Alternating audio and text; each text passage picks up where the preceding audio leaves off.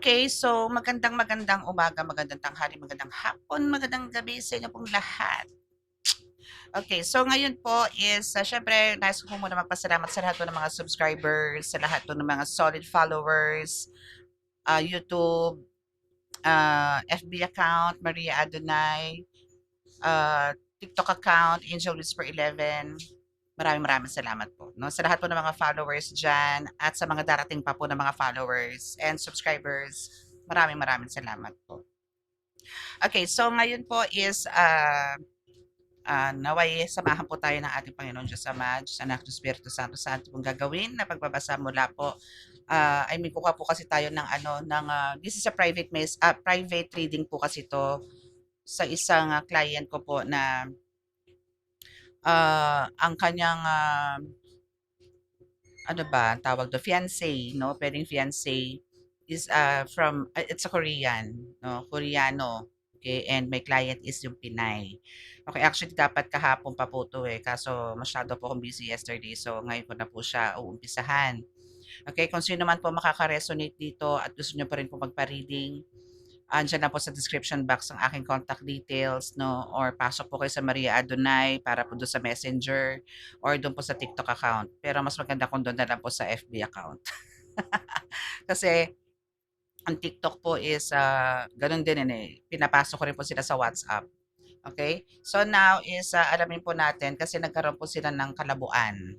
Okay? Nagkakalabuan po sila ngayon to the point na binlock na po ni Koreano si Pinay. Okay, so this person or itong client ko po na 'to is asking help from me na kasi dati na po 'tong ginawa. Dati na po 'tong ginawa ng Koreano last year. Ito naman kasi is, nakarinig ng tsismis from Pinoy or from Pinay I think, na there's something wrong na ginawa itong Pinay na client ko. So ngayon, aalamin po natin kung paano po ba talaga ang nangyari. Totoo po bang may nagsumbong or may nagtsismis? Or talagang will lang ba ni Koreano yung iwasan na itong Pinay na client? Okay, so yun po yung aalamin natin. At syempre, kailangan natin ng ano ba 'tong Love and Light na 'to? Tingnan ko 'tong Love and Light kasi dapat ito ang gagamitin ko talaga, eh. And actually dito dapat po magvi-vision ako kasi meron na namang naku, may pumapasok na naman po sa vision ko na telepathically is, merong gustong ano 'to, gustong ipahatid na mensahe pero bina-block na po ng mga guides ko, 'no, na parang, "Hindi ka dapat makita nitong 'tong anak kong 'to, 'no, lumayas ka rito." Parang gano'n, okey? So, alamin po natin. Actually, ito is po-post ko rin po 'to sa FB since hindi naman 'to under ni Lolo Met. Lolo Met. Kasi alam niyo po yung mga AI, ay ang lulupit maka-detect mga gano'n. Tingnan ko nga 'to.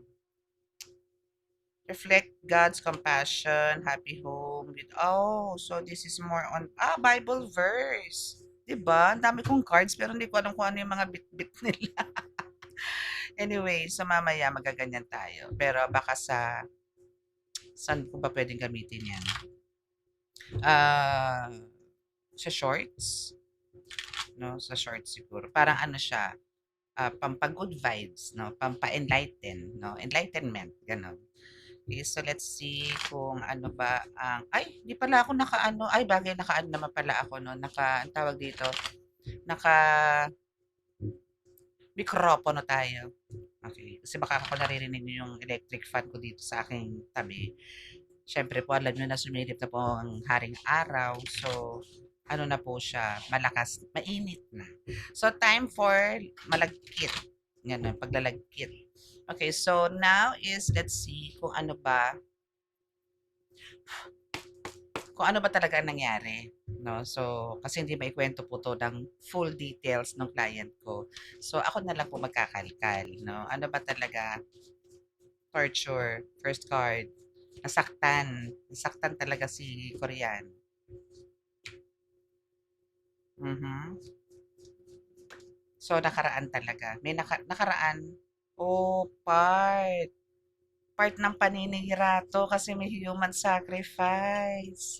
May nanggugulo talaga sa kanila. Kasi meron po 'tong meron pong nag-aalaga dito before na isang tarot reader na marunong din pong manalbahi. Now kasi torture, papakita ko sa inyo para makita niya rin 'to kasi papanoorin niya rin po 'to, eh, ni-record ko lang. So, we have the torture card. So, talagang in pain itong si Koreano. And ito is about sa mga nakaraang issues pa, okay. And we have the human sacrifice or human ritual, 'no, 'yan. It's a ritual, human sacrifice. Medyo malalim 'to ngayon, ha. And, building collapse. Ito yung talagang aim or target nung gumagawa at talagang masira ang relasyon nitong dalawang 'to.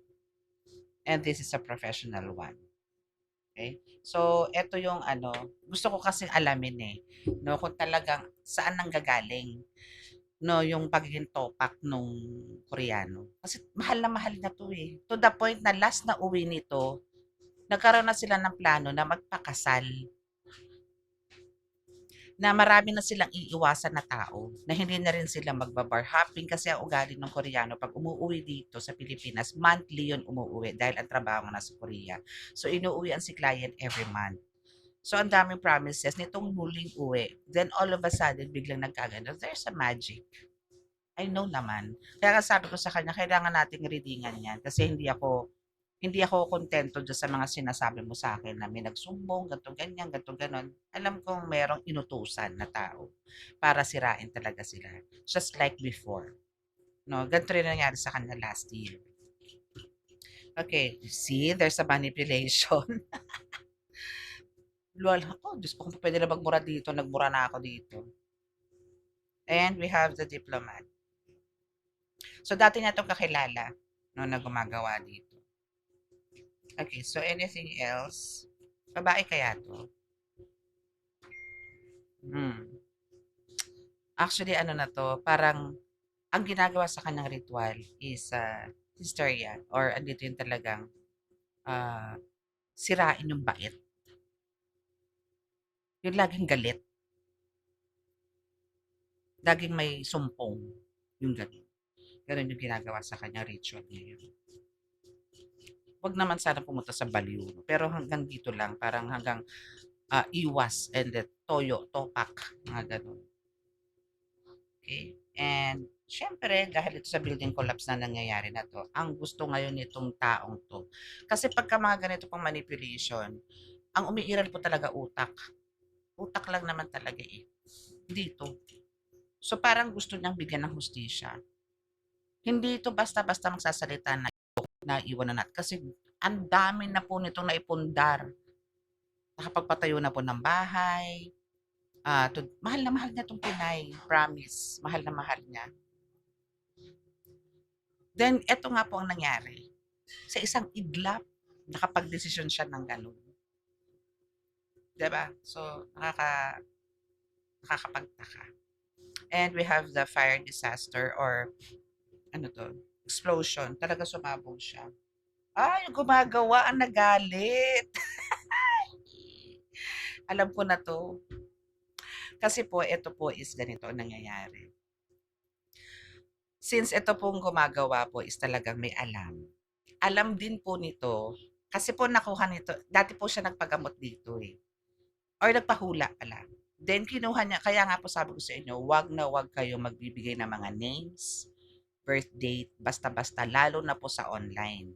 No, lalo na po sa ganito sa public, yung mga nagla-live na tarot reader, kukunin niyo yung number, mga ganyan. Yun ang wag na wag na pong gagawin. Okay? Kasi po ang nangyayari is puwede po nilang gawing tools 'yan, just in case na parang siyempre ang gusto niyan pumunta sa inyo 'yan, yung gano'n. Kasi po ako pagka nagpapa-reading po ako, alam po 'yan ng mga readers ko. Hindi po ako kumukuha sa mga clients ko ng name, may pinagagawa lang po ako sa kanila, bago ko sila readingan. Alam po nila 'yan. Hindi po ako unless pagka magpapagamot na po or may ipapagamot sila o may ipapabasa sila ng ibang tao. Siyempre kailangan ko na po ng pangalan nun. Pero pagka sila po mismong babasahan ko, hindi ako nakuha ng name. Kahit alias, kahit nickname, hindi po ako nakuha. Kasi alam ko pong sagrado ang pangalan. Kasi po pwede po nilang gawin tools yan para in the future, gagamitin po nila yan para kunin po ulit ang loob ninyo.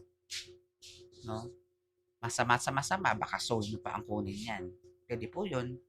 Lalo na po kung talaga malalim, malalim po ang kaalaman nila sa spiritual, no? So, kaya careful po kayo. Hindi po ako nagjo-joke, no? Hindi po kasi manggagamot po ako. So, alam ko po yung mga ganyang taktika. Okay? So, now is andito po yung palakad-lakad ka naman eh. Balik-balik ka eh. Kulit itong mga anak ko eh. High blood na naman ako. Para kasi di kayo sinasabihan.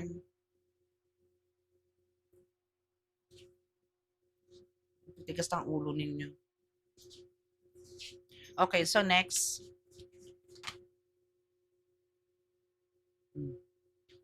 Hoping wag naman.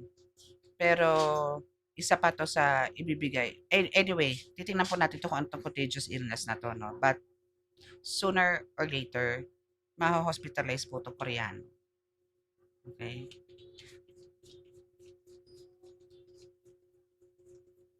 Mako-confine, mga ganon.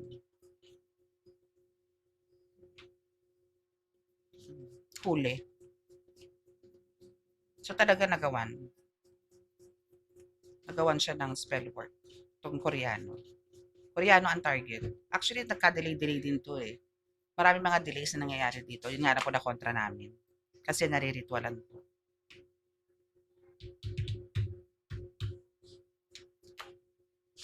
Okay. So, ang gumagawa po talaga is ganit. Pera-pera lang po talaga. Eh, talaga napakadelikadong tao dito. Actually, ito lang naman po ang kailangan namin confirm, no? Yung, eto. And problema nga lang po is naka-block na po siya. So, aalamin ko lang po dito sa card if, ah, ano na po ang plano ng Koreano.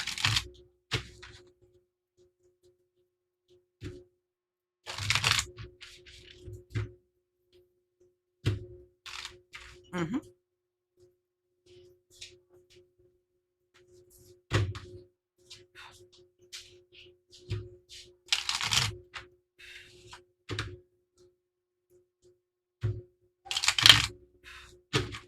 Kaya gusto ko na po harangan to eh.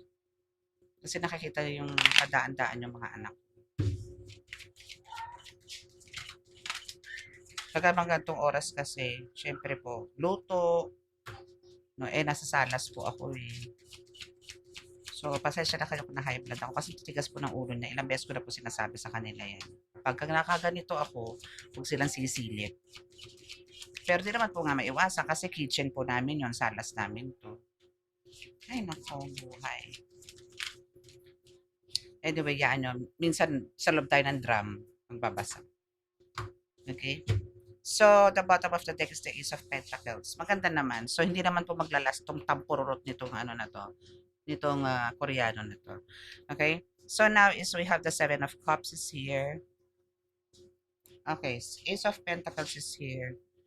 Four of Wands, the High Priestess, and the Page of Cups. So, sooner or later, makikipag-communicate din to. Okay? Ano lang to, nagpapa, ang tawag doon? Nagpapahinga, no? Or parang, ano lang, inaano niya lang yung kumalma lang siya doon sa narinig ng mga bali-balita na yun. Okay, so ano ba yung mga balita na yun nga pala, no? Hindi ko pala nabasahan kanina yun. No? So, tingnan natin kung ano ba yung mga balita na yun na nakuha nito.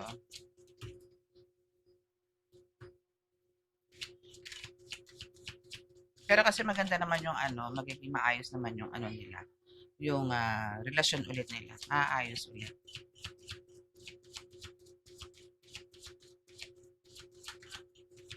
Okay, so let's see. Ano ba yung talagang exactly na ikinadurog ng puso nitong Koreano?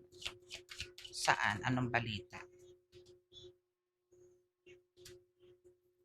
Seven of Pentacles and the Death card, no? About sa lalaki talaga. About sa lalaki na iniisip nito na binibigyan ng pera din to or pinagkakakitaan nitong babae. Parang gano'n. So, there's parang padlilin lang sa, yun ang dating sa kanya. Niloloko siya. Kasi nga nasa Korea to, ito nag-work. Six of Wands and the bottom of the deck is Eight of Swords. Eight of Swords kasi stuck din to eh. Kung nandito si Seven of Pentacles, which is lalaki, no? So, ang nangyayari dito, parang do'n siya ikinulong sa pag-iisip na 'yun na yung girlfriend niya rito, ito yung Koreano, which is yung client ko, is talagang into or parang relationship with this person na sa lalaki, 'no? Na nga lang ang nangyari talaga, ito yung parang ang mangyayari, ang gustong mangyari nung gumagawa na spell work, 'no, is ang magkaroon sila ng um, katapusan, like sa pagmamahalan, yung gano'n.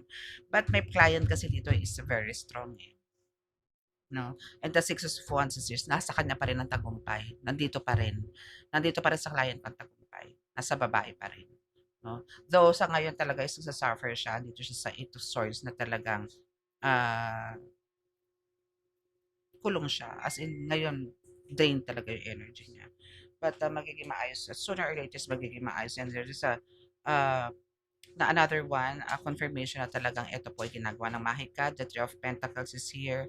So, andito yung minamanifest no, yung utak nito. Ito is a revenge eh. Revenge po to, ginagawa sa kanya. Dito sa client ko. No, na, kasi po ang nangyayari nga, pagka umuwi po yung Koreano, nag-check-in sila sa isang hotel. I don't know kung Bulacan o Pampanga. Basta mga ganun po. Then, every time na uuwi, alam po nitong manggagamot na 'to or tarot reader na 'to na pauwi po 'yan. Nag-aantay po dun sa malapit sa lobby, sa or sa labas ng lobby, mga gano'n yung manggagamot na 'yon. And yun po, lumalapit po at humihingi po ng pera kasi hindi na nga po siya nagpapabasa doon. Kasi nga po, alam niya at ramdam niya na yun po yung gumagawa sa kanila. Kasi may nararamdaman na rin po siya eh.